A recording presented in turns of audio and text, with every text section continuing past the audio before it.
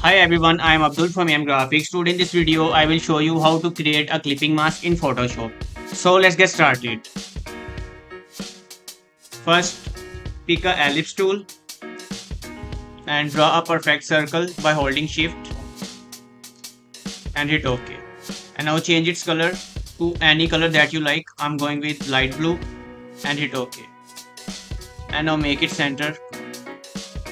And now turn on the man layer and make it bigger. And now press Ctrl J to duplicate the man layer and create a clipping mask with circle to the first man layer and add a layer mask to the second man layer, I mean copied one, and pick a soft round brush and brush with white to remove that extra part which is going outside the circle and hit OK. And now select the ellipse layer and double click on that and add a stroke 12 pixels black stroke and hit OK.